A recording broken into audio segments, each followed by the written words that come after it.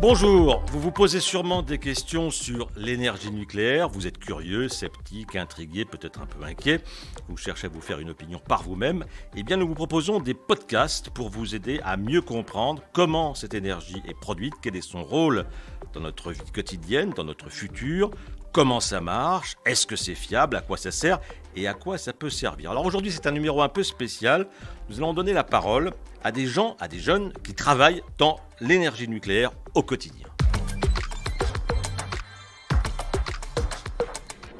Le nucléaire en clair, un podcast de la Sfen, présenté par Jérôme Godefroy. Je bosse dans le nucléaire. Plus de 200 000 personnes en France peuvent prononcer cette phrase tous les jours. Il s'agit du personnel EDF, des centrales nucléaires françaises, mais aussi les spécialistes extérieurs qui participent par exemple aux indispensables opérations de maintenance des installations. Alors aujourd'hui, nous allons recueillir les témoignages de 3 de ces acteurs du nucléaire. Je commence à donner la parole tout de suite à Marie-Perrine Astier. Bonjour Marie-Perrine. Bonjour. Vous êtes à quel endroit vous ? Alors moi je suis opérateur à la centrale nucléaire de Saint-Alban. Alors Saint-Alban, je crois que c'est en Isère, à 150 km au sud de Lyon, c'est ça ? Exactement. Très bien. Nous avons aussi en ligne Catherine Boissineau. Bonjour Catherine. Bonjour. Vous êtes à quel endroit vous ? Alors moi je suis au CNPE-Tricastin, dans la Drôme. Alors CNPE, il faut dire ce que c'est. Centrale nucléaire de production d'électricité dans la Drôme.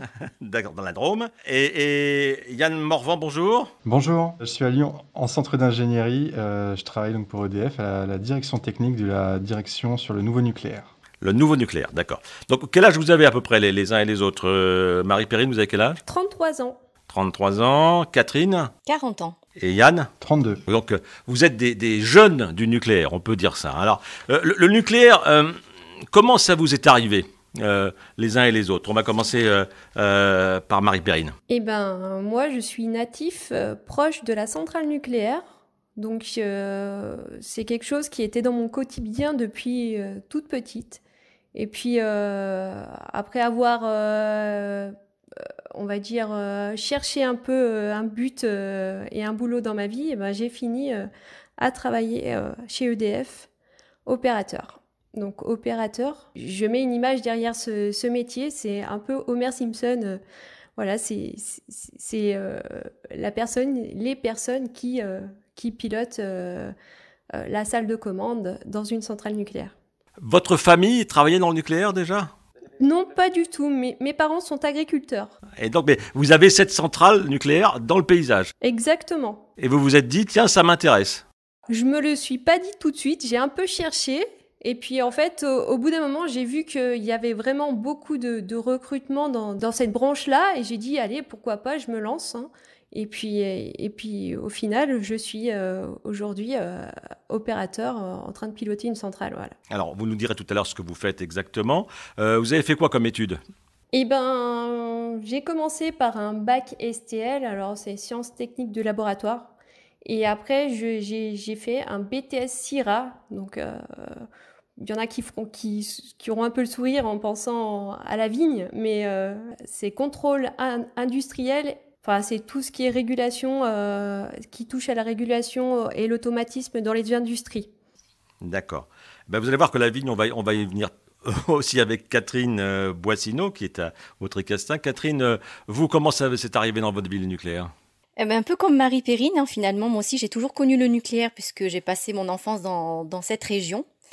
Donc la centrale nucléaire, elle fait partie du paysage et puis dans chaque famille, il y a au moins un membre. Donc moi, dans ma famille, il y avait un membre qui travaillait, donc mon papa, qui travaillait sur le site. Donc en fait, ça faisait partie, j'allais dire même de mon héritage. C'est quelque chose qui paraissait tout à fait normal. Vous avez des souvenirs de visites comme petite fille de la centrale ? Alors jamais. Non ? Ce qui était qui est très étonnant, en fait, on n'a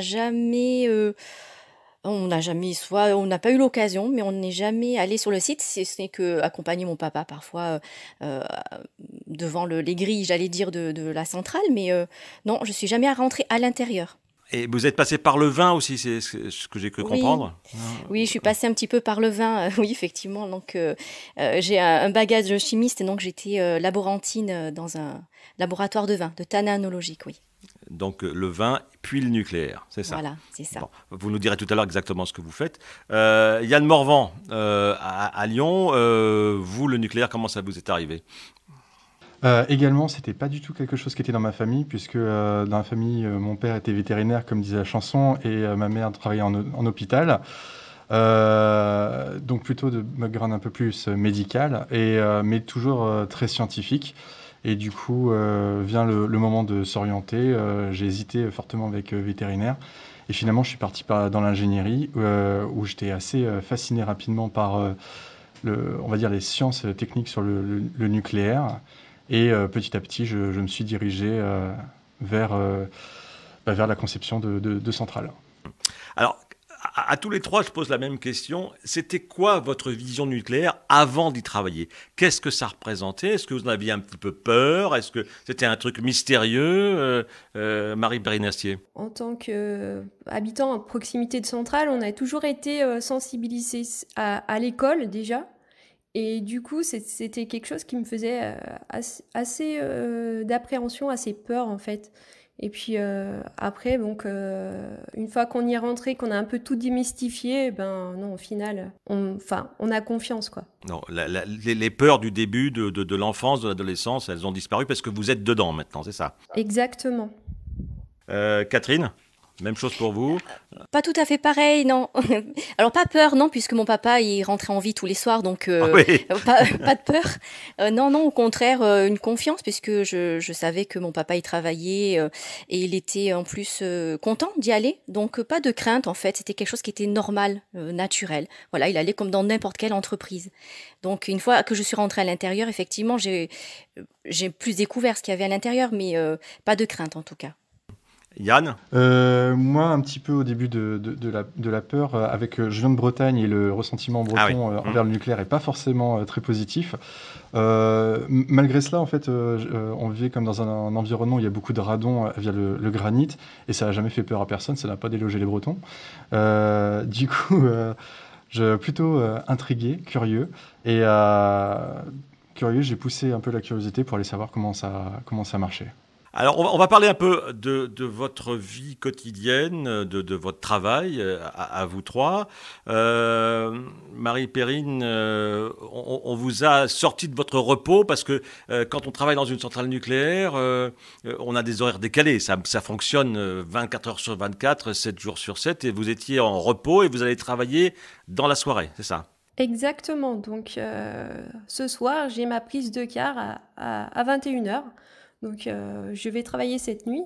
Donc, ce que je ne connaissais pas, moi, quand je suis rentrée à EDF, je ne savais pas que les gens travaillaient en 3-8. Donc, des postes de matin, après-midi, nuit, pour assurer la continuité de service, en fait, pour qu'il y ait tout le temps quelqu'un aux manettes de la centrale, quoi. Et ce rythme de travail, il est régulier, ou est-ce que ce sont des quarts qui changent? Vous travaillez tout le temps le soir, vous? Non. Donc, moi, je travaille en 3-8, donc j'enchaîne les postes de matin, d'après-midi et de nuit sur 7 jours, en fait. Vous êtes où dans la centrale? Vous êtes à quel endroit? En salle de commande. En salle de commande. Qu'est-ce que vous faites concrètement? Concrètement, du coup, on pilote la puissance de la centrale pour répondre aux demandes du réseau électrique. On sait très bien que le réseau, il va demander plus ou moins de puissance selon les consommateurs. Donc nous, la centrale adapte la puissance suivant les demandes du réseau. Et puis après, on a beaucoup de contrôles sur tout ce qui est matériel, on va dire de sûreté. C'est ce qui assure la sûreté de l'installation. En fait, on va prouver que notre matériel fonctionne bien. Donc on fait beaucoup d'essais aussi. Vous êtes nombreux à travailler ensemble, en équipe. Vous êtes combien dans votre équipe? On est, on va dire, une dizaine pour piloter 2 tranches nucléaires. D'accord. 2 tranches, c'est-à-dire 2 réacteurs. Hein. 2 réacteurs. Catherine, vous travaillez comment et selon quels horaires, et qu'est-ce que vous faites concrètement? Alors je travaille à la journée. Les horaires, donc des horaires de bureau, on va dire, 8h, 18h à peu près. Ça dépend des jours, en fonction, on va dire, des pics de charge. Et qu'est-ce que je fais concrètement? Donc, je suis ingénieure environnement réglementation. Ça consiste en quoi? C'est le maintien de la norme ISO 14001, puisque le site nucléaire de Tricastin, il est engagé dans une démarche volontaire ISO 14001. Donc, en fait, on va tendre sur de la performance environnementale. On sait qu'on a des risques environnementaux sur une centrale nucléaire, mais on va les maîtriser. Donc en fait, au quotidien, c'est par exemple très concrètement aller dans les équipes, former les personnes pour réagir en cas de situation d'urgence. Par exemple, sur les équipes de car à la conduite, toutes les équipes font des exercices de situation d'urgence. Ça peut aller aussi jusqu'à de la formation environnement. Donc on forme tout le CNPE, tout le site sur la performance environnementale. On leur explique ce que c'est l'environnement, les déchets, l'air, l'eau, le sol, tout ça, tout ce qui est en lien avec l'environnement. Et Yann, qu'est-ce que vous faites, vous? Donc moi également, c'est un travail de bureau avec des horaires assez classiques. Moi, je travaille à participer à faire la démonstration de la sûreté de l'installation. Donc après, pour que Catherine et Marie Perrine puissent y travailler sereinement, on va discuter avec l'autorité de sûreté pour expliquer ce qu'on a fait, comment on l'a fait, pourquoi on l'a fait. On démontre, preuve à l'appui que ce qu'on fait, on le maîtrise. Si on a des doutes, on en discute, on argumente et ça peut nous amener à faire des modifications. Et donc l'ensemble de ce process qu'on appelle une instruction nous mène après à avoir le tampon, la validation du gendarme, de l'ASN, de l'autorité de sûreté nucléaire, pour continuer à exploiter ou démarrer une nouvelle centrale. Est-ce que les uns et les autres, vous avez déjà vécu des incidents, des choses qui ne se passent pas normalement et comment vous avez réagi, Marie Perrine? Alors moi, j'ai eu de la casse matérielle. Donc on va dire que c'est plutôt, pour pas faire peur aux gens, hein, c'est plutôt côté turbine. Donc c'est pas en zone nucléaire. Donc voilà, on a cassé une TPA. Donc c'est une pompe qui sert à alimenter les générateurs de vapeur. Donc on est formé à ça au simulateur. Donc en fait, on a une salle de commande qui représente à l'identique tout le matériel qu'on a sur notre exploitation. Et du coup, on est formé à maîtriser ces incidents-là. Donc, quand on le vit pour de vrai, donc forcément, on a un pic d'adrénaline qui fait que, mais on a très bien réagi et puis on a vraiment piloté comme il se devait l'incident, on va dire. Mais c'est vraiment des choses... on se dit qu'on a vécu un incident, mais on s'est maîtrisé, on est formé pour ça. Catherine, la même chose, vous avez vécu des choses un petit peu compliquées?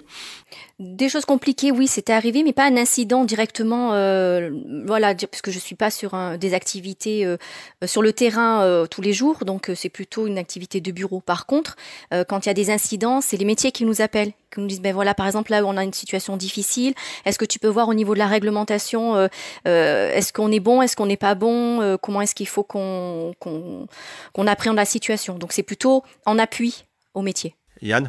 Alors, pas sur ce métier-là, enfin pas sur ce poste actuel, puisque je suis plutôt en bureau, mais sur le poste précédent, où je menais les essais de démarrage de l'EPR Flamanville 3, où là on coordonnait les essais d'ensemble, donc on a pu vivre des petits incidents pareils.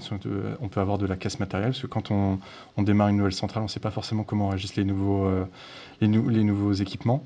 Et ce qui est très impressionnant, c'est de voir comment en fait l'ensemble de la machine, enfin comment l'ensemble des personnes réagissent. Tout est souvent toujours très calme, bien maîtrisé, et on va remplacer les éléments qui ont pu casser, et on va changer les choses. Alors il y a un peu de pression parce qu'il faut quand même tenir les délais et démarrer le réacteur, mais c'était une belle expérience. Maintenant, je voudrais qu'on parle de votre entourage, de vos amis, de votre famille. Quand vous dites « je bosse dans le nucléaire », comment les gens réagissent en général, Marie Perrine? Alors, souvent, l'étonnement, ils sont assez curieux, je trouve. Après, il y en a qui sont assez, on va dire, négatifs. Hein. Mon entourage, un peu... Mais après, je les invite fortement à venir voir ce que je fais, parce que j'en suis fière. Et après, une fois qu'ils aient découvert l'autre côté des barrières, j'ai envie de dire peut-être qu'ils changeront d'avis, quoi. J'espère. Catherine ? Dans mon entourage, c'est plutôt bien accueilli. Alors certainement, il y a eu des fois où c'est par rapport à mon métier en fait. Souvent on dit quand tu travailles dans EDF, tu as un problème de compteur, est-ce que je peux venir te voir? Non, mais en fait, il n'y a pas que des personnes qui posent des compteurs. Il y a des chimistes, il y a des mécaniciens, des robinettiers, enfin il y a un peu de tout. Et donc du coup, ça part de peut-être aussi de l'étonnement, et surtout dans mon métier, tu travailles dans l'environnement. Et le nucléaire, et là, c'est là que ça fait tiquer, parce qu'on se dit, c'est incompatible, environnement et nucléaire. Et moi, j'arrive à leur démontrer, par ce que je fais, et puis parce que je suis convaincue, que aussi, c'est tout à fait compatible, et que l'on maîtrise, donc on peut avoir confiance. Donc, et la pédagogie, elle est là, en fait. Yann ? Un peu comme Catherine, je partage la vision de mes proches, elle est assez positive sur mon travail, aussi parce qu'on en parle assez régulièrement, assez ouvertement, hein. Comme je vous dis, c'est une famille de background assez scientifique, donc on pose les choses clairement. Quand il y a des choses qui sont un peu étonnantes, on peut aussi en parler. Les petites peurs qui peuvent ressurgir suite à différents événements ou de gros événements type Fukushima, en fait, ça donne aussi l'occasion de parler de son métier, de voir comment c'est fait en France et rassurer sur le fait que ça puisse ou non arriver. Alors, tous les trois, vous êtes dans le nucléaire, vous bossez dans le nucléaire. Est-ce que vous imaginez faire le même métier avec les mêmes responsabilités dans 10 ans, par exemple ? Est-ce que vous n'êtes pas plutôt dans un secteur où ça peut évoluer très vite parce que vous avez fait d'autres choses avant et vous pouvez faire d'autres choses complètement différentes après ? Marie-Perrine ? Eh ben, écoutez, moi, j'ai la possibilité d'évoluer, j'aimerais évoluer sur d'autres postes, donc... je prends les opportunités. Après, il est facile aussi de changer de métier, de devenir chimiste ou automaticien, voire et ce qui est quand même un avantage vraiment intéressant, quoi. Catherine, aussi la même chose. Est-ce que vous voyez toujours dans le nucléaire ou avec une autre spécialité après ? Parce que vous êtes chimiste au départ, donc vous allez continuer à être chimiste, mais peut-être ailleurs ou autrement. Pourquoi pas, mais j'ai 4 parcours en fait depuis que je suis que je suis embauchée à Tricastin, enfin en tout cas à EDF, donc chimiste, géotechnicienne, hydrogéologie. J'ai repris mes études aussi dans le cadre d'une promotion avec EDF, et donc là j'ai fait un master environnement. Et effectivement, demain ou dans 10 ans, je pense que je ferai autre chose, peut-être mais je me vois toujours quand même dans le nucléaire. Après, on verra au gré des opportunités, mais c'est une belle entreprise qui nous permet aussi d'avoir des parcours divers. Yann, vous aussi, vous êtes jeune, mais vous avez déjà fait plusieurs choses très différentes à EDF. Oui, tout à fait, parce que j'étais embauché en recherche et développement. Ensuite, j'ai fait un passage à l'ingénierie, puis un passage sur chantier pour des essais de démarrage. Et là, je retourne à l'ingénierie pour du pilotage de nouveaux réacteurs, donc d'un nouveau type de réacteurs, les small modular reactors. Effectivement, je trouve que comme ce qui vient d'être dit, c'est des métiers extrêmement, des offres de carrière extrêmement complets. On peut faire énormément de choses, on peut faire des reconversions dans des métiers complètement différents. C'est très bien accompagné. Donc oui, je m'y vois encore quelques années. Question pour conclure à tous les trois. Il y a beaucoup de questions sur l'avenir du nucléaire. Vous, séparément, dans votre vie et pour la France, pour l'énergie française, le nucléaire, vous y croyez, Marie-Perrine, pour le futur ? Oui, j'y crois, oui. Mais vous y croyez parce que vous travaillez dedans, parce que vous dites que ça marche, que c'est efficace, que c'est sûr ? Oui, effectivement, c'est pour ça, j'y travaille dedans. Les conceptions de la machine, elle est franchement... moi, je travaille sur une technologie des années 70 et c'est vraiment, pour les moyens qu'ils avaient à l'époque, elle est très très bien conçue quand même. On l'exploite encore aujourd'hui en 2021, quoi. Catherine, le nucléaire, vous y croyez pour l'avenir ? Oui, j'y crois, ce qui n'empêche pas le mix énergétique, hein, mais j'y crois parce que c'est une entreprise qui est à bas carbone. Et ensuite, par rapport à l'expérience qu'on a, bon là pour Tricastin, déjà 40 ans, on a vraiment on appelle ça le REX, hein, sur un site nucléaire, beaucoup de retours d'expérience. Juste pour vous donner quelques chiffres, c'est 6 000 prélèvements par an, 20 000 mesures par an. Donc si on fait fois 40, ça fait 240 000 prélèvements et 800 000 mesures. Donc c'est quand même une forte bande de données. Je pense que c'est ça donne confiance. Donc oui, j'ai confiance dans le nucléaire, mais j'ai aussi confiance dans les autres énergies qui vont arriver dans le futur. Yann, confiance aussi ? Également confiance. Moi, je pense que la crise Covid, ce qu'elle nous a montré, c'était avant tout qu'on avait besoin de se reposer sur des actifs stratégiques, c'est-à-dire être capable de maîtriser des éléments sur sa santé, sur son énergie. On peut pas le nucléaire fait partie des solutions qui sont à la fois bas carbone et également qu'on peut produire en local avec des emplois locaux.